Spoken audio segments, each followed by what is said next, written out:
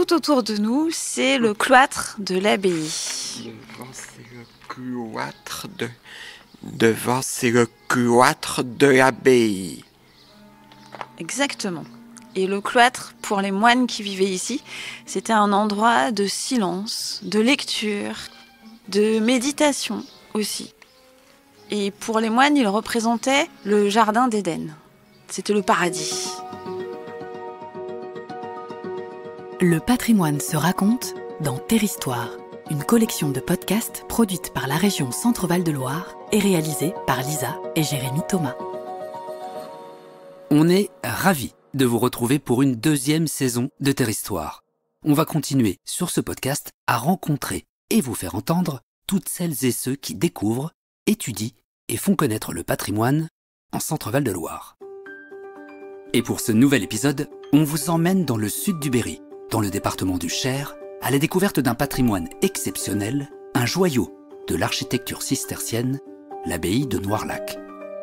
Nichée entre une colline berrichonne et les bords du Cher, l'abbaye a été fondée il y a presque 900 ans par un petit groupe de moines cisterciens venus ici vivre leur foi dans le silence et la prière. Si, à la Révolution française, les moines sont partis, l'abbaye, elle, est toujours là. Et après avoir vécu 1000 vies, elle est aujourd'hui un centre culturel de rencontres qui propose au public des concerts, des conférences, des artistes en résidence. Et une programmation artistique portée sur l'écoute, le son, la musique et les arts de la parole. Parce que ce lieu est unique et multiple à la fois, on avait besoin de renforts au micro pour bien vous le faire entendre. Nous ont donc rejoint sur cet épisode Florence, Maxime, Christelle, Arthur, Ludovic, Cécilie.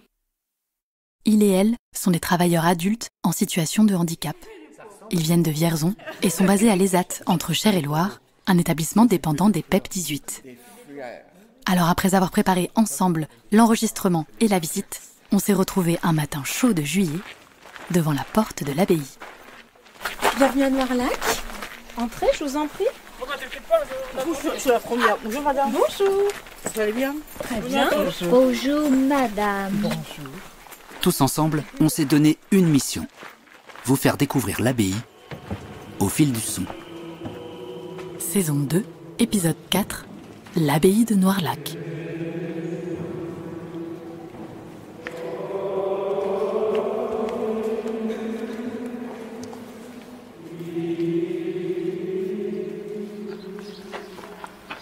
Il est vieux l'endroit où on est?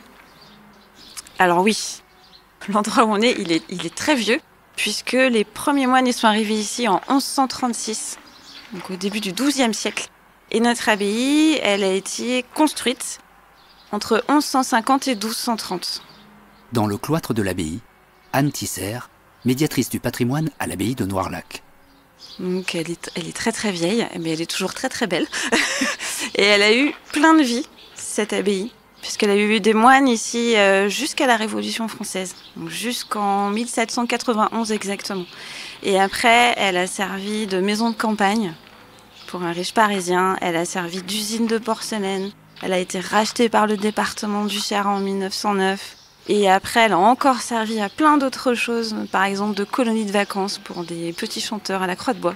Et puis, elle a accueilli des réfugiés espagnols en 1939. Et maintenant, elle accueille des artistes et des visiteurs, mais elle est très vieille, oui. Et plein de vie. Est-ce que vous pouvez raconter une petite histoire sur l'abbaye? Alors, une des histoires qui fonctionne bien, que les enfants adorent, mais les grands aussi, elle se passe au Moyen-Âge, on est au XIVe siècle, si mes souvenirs sont bons. Les moines, il faut savoir que dans toutes les salles où ils se réunissent, où ils sont ensemble, donc à l'église, dans la salle de réunion, salle du chapitre et au réfectoire, ils sont obligatoirement toujours assis à la même place, à côté des deux mêmes personnes. Et à Noirlac, on sait qu'au XIVe siècle, il y a un moine qui a dû en avoir marre de son voisin de table parce qu'il l'a poignardé. Alors peut-être il en avait marre parce qu'il faisait trop de bruit. Et cet assassin, en plus, on connaît son nom. Il n'a pas un nom d'assassin du tout parce qu'il s'appelait Guillaume Ledoux. Alors on sait qu'il a été, je vous rassure, mis en prison, enfermé. Mais voilà, une des anecdotes qui a pu se passer à Noirlac. Mais c'est ça en plus qui est vraiment le plus dur, c'est qu'au Moyen-Âge, ils étaient toute leur vie avec les mêmes personnes dans la même abbaye. Donc oui, souvent c'est un petit détail même qui commence à être compliqué. Quelqu'un qui fait un petit bruit en mangeant sa soupe, par exemple. Ça peut être ça aussi, qui finit par vous prendre la tête tous les jours. Et ben voilà, celui-là, il a, on pourrait dire maintenant, pété un câble. Il n'en pouvait plus. Merci madame. Voilà, ben, merci à vous pour toutes vos questions. Et puis, Donc là, ce sont des travailleurs en situation de handicap, donc qui travaillent en ESAT. Vivien Habert, animateur socioculturel à l'ESAT, qui accompagne au quotidien, et ce jour-là, le groupe de travailleurs. Ce sont des personnes qui peuvent être fatigables ou qui sont vieillissantes. Donc ce sont des personnes à qui on fait du maintien au travail notamment. Donc ils travaillent à temps partiel, ils ont un mi-temps dans un atelier de production. Certains travaillent en sous-traitance industrielle, d'autres travaillent en blanchisserie. Et ils ont une autre partie en fait, l'après-midi, ils sont sur une section annexe dans laquelle on fait des activités culturelles, artistiques et des activités d'expression et d'ouverture vers l'extérieur et toujours en favorisant leur expression.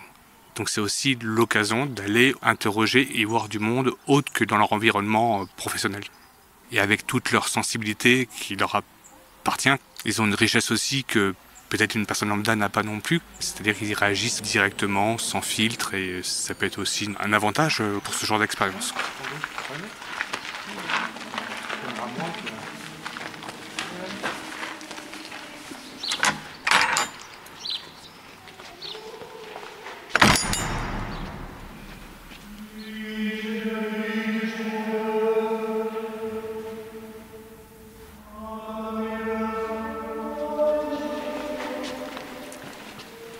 Ça arrive souvent en fait que les gens qui rentrent dans cette église aient envie de chanter, de faire des sons assez forts ou de claquer des mains parce que l'acoustique ici est très particulière. Il y a 12 secondes de réverbération.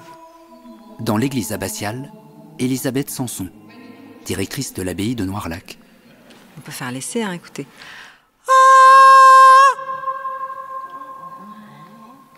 Vous pouvez essayer si vous voulez hein, de faire un son. Oh.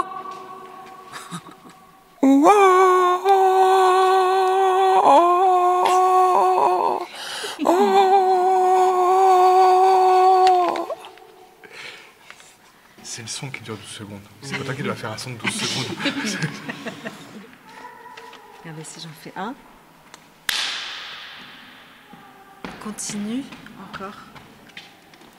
Et donc quand on accueille des spectacles, comme c'est le cas en ce moment avec le festival Les Nouvelles Traversées, il y a un grand concert, il y aura les chanteurs sur la scène, et à chaque son, on l'entend amplifié, donc ça fait des modulations du son.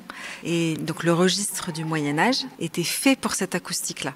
Donc nous, on redonne à entendre des chants du Moyen-Âge. Donc c'est vraiment une grande chance de pouvoir encore organiser des concerts ici, dans cette abbatiale. Si on arrête de parler, qu'est-ce qu'on entend? Écoute.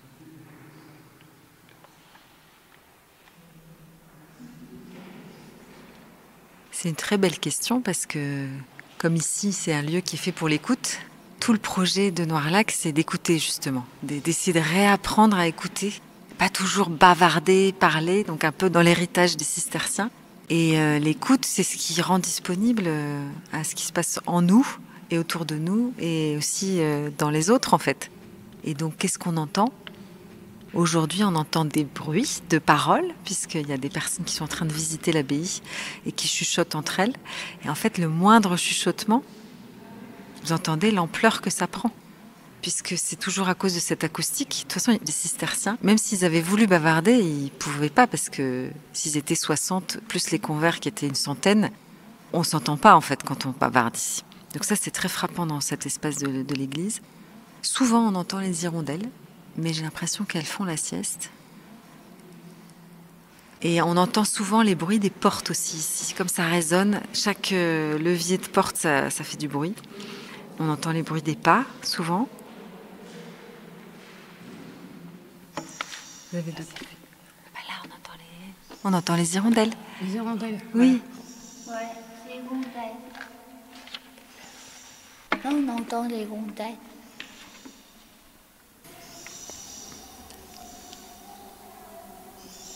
Ça, c'est vraiment le son du printemps et de l'été à Noirlac. Elles reviennent chaque année et ça nous fait comme un cadeau quand elles reviennent. Et puis on a vu avec les journées où il fait tellement chaud, elles étaient contentes de se réfugier dans l'église. Merci. Les clés de Maxence, notre directeur technique. Il marche toujours avec son trousseau et on l'entend arriver de loin. Là, les trous là-haut. C'est une fleur. Non, ça s'appelle une rosace. Absolument. C'est tout à fait une rosace. Et qu'est-ce qui vous frappe sur ces vitraux? Qu'est-ce que vous pouvez en dire? La lumière. La lumière. Très belle réponse. Bah oui. Bah oui, parce que souvent ils sont comment les vitraux? Il y a des dessins. Moi, j'en ai vu quand j'étais en vacances avec mes parents, quand il y avait encore mon père, il y avait plein de dessins. Exactement. Et là, au contraire, ce sont des carrés transparents. Et en fait, le projet, c'était déjà parce que chez les cisterciens, il n'y avait jamais de figuration sur les vitraux, ni même de fresques, puisque les moines savaient lire. Et on considérait que les dessins, les images, ça allait les divertir de l'essentiel, c'est-à-dire le contact direct avec le divin. Et donc, on ne faisait rien de figuratif dans les églises cisterciennes, ni même les abbayes. Et là, c'est des vitraux contemporains. C'est Jean-Pierre Reynaud, l'artiste, qui a fait ces vitraux. Il a proposé des petits carrés comme ça qui laissent passer la lumière, en effet. Donc, selon l'heure du jour, du soir, du lever, les effets de lumière vont être différents et vont apparaître à travers ces vitraux sur la pierre qui elle-même est très claire. C'est une pierre de la Selle, pierre calcaire très claire. Et donc, la lumière se reflète comme ça sur la pierre. Gonflé. Il y a des messes tous les soirs. Non, il n'y a pas de messe. En fait, l'abbaye a été désacralisée. Il y a eu la Révolution, et là, tous les monastères ont été vidés par les révolutionnaires. Donc, ils sont tous partis. Il n'en restait plus beaucoup ici à Noirlac. Il en restait 6-7. Et ça a été réapproprié par l'État, vendu au titre de bien national, on dit. Donc, l'État a récupéré tout ça et a dit c'est fini, ce ne sont plus des lieux religieux. Et le lieu n'a plus une vocation religieuse. Ça a été une usine, on vous a expliqué. Ça a été plusieurs choses depuis 200 ans. Et depuis 2008, c'est un centre culturel de rencontres. Donc on y fait des spectacles, des rencontres, des visites. Et on raconte ce patrimoine. Mais c'est plus du tout pour un lieu de culte. Vous trouvez ça dommage? Oui. Ouais, ça vous affecte, hein, j'ai l'impression. Vous trouvez ça triste? Non, c'est dommage parce que moi, les messes, j'en ai vu pendant mes vacances. Et puis, ils chantaient très bien avec les petits-enfants, tout ça. Ouais. C'est un peu triste qu'il n'y a pas de messe ici. Mais comme je vous disais, par contre, il y a des très beaux concerts. Si vous aimez les chants religieux, on en donne encore dans les concerts. Et là, vraiment, on a des grandes émotions à écouter les chants qui ont été faits pour les églises. Ça, on continue. Ah, merci, madame.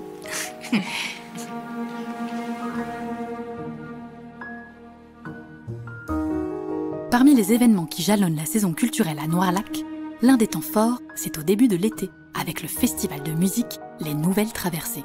Des concerts et des rencontres avec les artistes sont organisés à travers les différents espaces de l'abbaye. Et donc là, on est en pause. Donc vous voyez, il y a tout le matériel sur la scène. Dans le dortoir des Convers, on a rencontré Florence Bolton, musicienne, gambiste et cofondatrice de La Rêveuse, un ensemble de musique qui participait au festival. Et il y a plein d'instruments de musique. Ça, c'est des cloches, voilà. Des cloches. Parce qu'on fait un spectacle autour du thème du temps, le temps qui passe. Et les cloches, on les trouve où, par exemple, dans les... L'église. Voilà, dans les églises, et ça sert... les vaches. Voilà, et ça sert... Alors, les vaches aussi, mais nous, on avait pensé aux églises, parce que les églises, les cloches, elles donnent 6 heures, 5 heures. Voilà, c'est l'heure de manger, par exemple, c'est l'heure de dormir. Et ben, tout ce temps, il est montré par les cloches dans les églises. Et c'est pour ça que, eh bien, on a porté des cloches qu'on va jouer un peu pendant le spectacle. Mais est-ce qu'on voit... Non, tout a été rangé, mais je vais peut-être vous sortir mon instrument à moi. Voilà, alors on va l'ouvrir parce qu'il est dans sa housse. Oui, vous voyez, il est gros. Hop, hop là. Alors attention, parce que celui-là, il est très beau. C'est violoncelle. Ah, alors ça ressemble beaucoup à un violoncelle, mais c'est un tout petit peu différent. C'est un instrument qui s'appelle une viole de gambe. Alors, viol de gambe, ça veut dire viol de jambes. Et quand je le joue, je vais le tenir avec mes jambes. Alors, c'est un instrument avec des cordes, voilà. Et puis, on va jouer avec un archet, comme pour le violoncelle, et on va frotter les cordes. Vous voyez, il est très beau. Violon, voisin. Oui, voilà.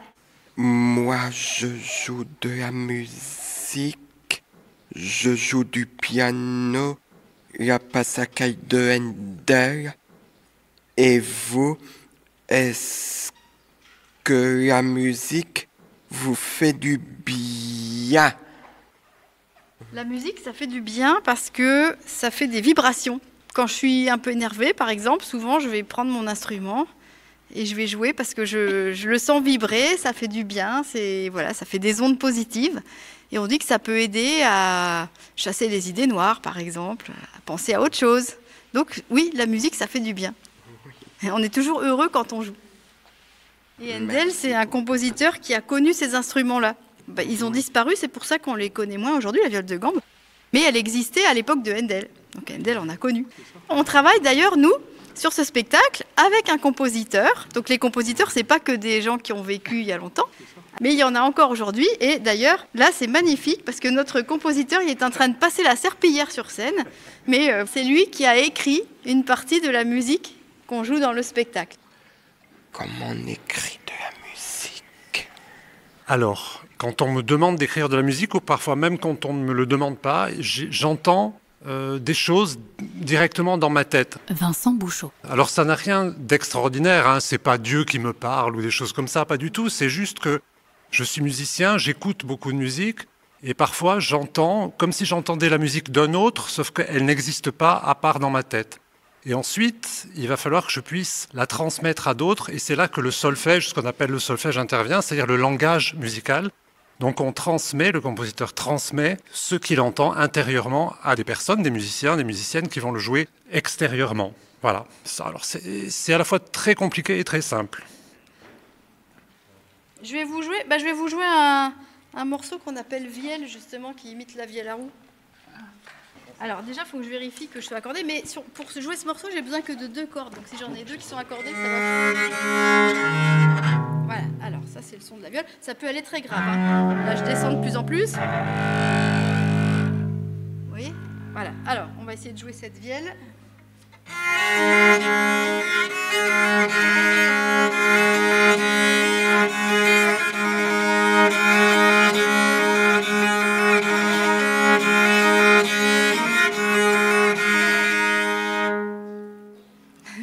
Voilà, spéciale dédicace pour le Berry. Pour que la visite soit complète, il nous fallait aussi découvrir les jardins de l'abbaye. Une œuvre à part entière du lieu, depuis qu'ils ont été repensés il y a quelques années par le célèbre paysagiste Gilles Clément. Juste avant de venir vous voir. Alors là, j'ai déjà fait de ce côté-là. Et ici, tu vois, il y a quelques roses, mais qui sont un peu fanées, donc qui sont moins jolies. Donc, donc je les coupe. Et le fait de couper les fleurs fanées, ça permet de faire pousser les autres, c'est ça. Parce que... Jonathan Champion, responsable des jardins de l'abbaye. Et donc voilà donc le jardin du cloître. Donc là on est vraiment sur des plantes, tu vois, plutôt bleues, voire un peu violettes, bleu violacé. Et donc c'est le reflet du ciel au sol. Et pour ce faire, tu vas voir, les massifs, en fait, ils ont été dessinés en forme de nuages. Alors là, on ne voit pas forcément quand on est en bas, mais peut-être plus tard, on peut aller faire un tour sur les allées du cloître. Tu vois, on peut se balader tout là-haut, là. Voilà, et là, tu vois le jardin vu d'en haut. Et là, tu te rends compte que les massifs, ils sont dessinés comme ça, un petit peu en forme de nuages. Ça fait comment, ça, les fleurs là Alors ça, c'est des géraniums. Mais tu as d'autres styles de plantes qui sont des plantes aromatiques. Est-ce que tu sais ce que c'est, les plantes aromatiques ou pas? Non. Non? Bah, tu sais, on dit aromatiques comme les arômes. Ça veut dire qu'elles sentent, il y a des odeurs. Et tu peux les utiliser soit pour manger, soit pour te soigner un petit peu. Ça peut être des plantes médicinales aussi. Alors là, par exemple, il y a du romarin. On va les sentir.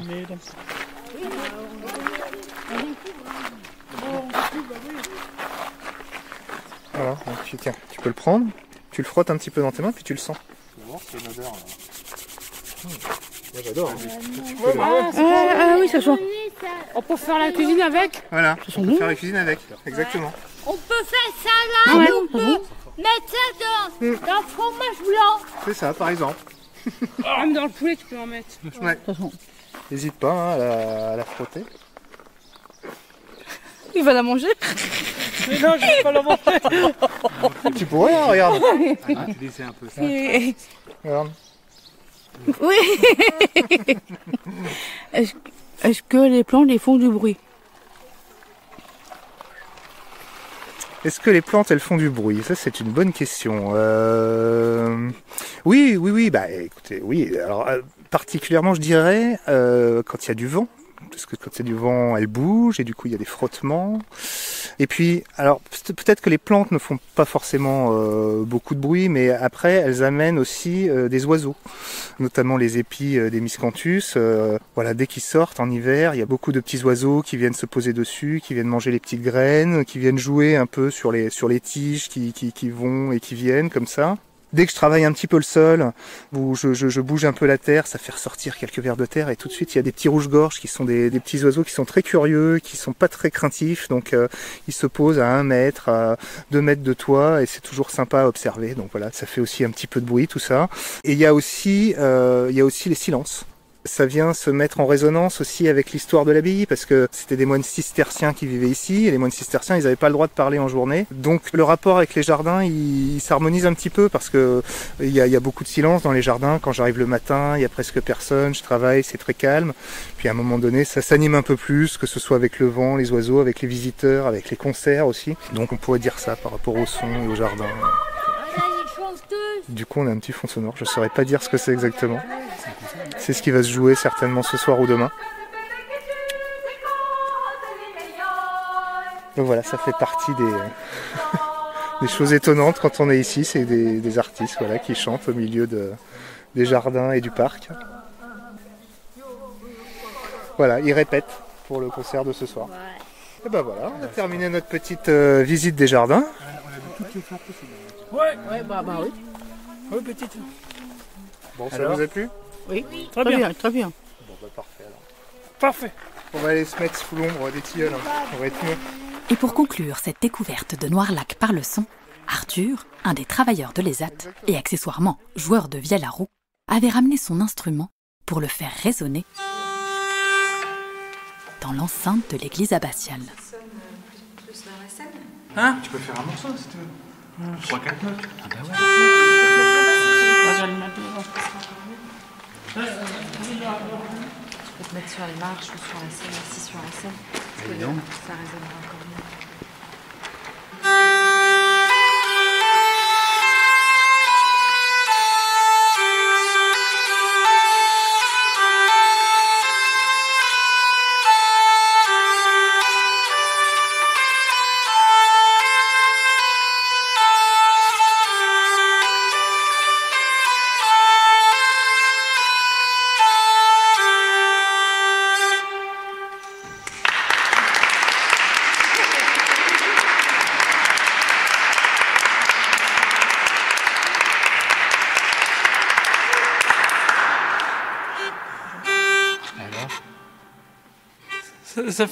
Ça me fait quelque chose.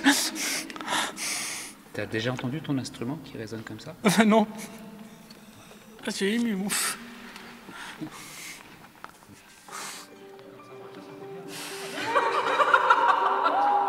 C'était, pour vous, le 8e épisode de Terhistoire, consacré à l'abbaye de Noirlac.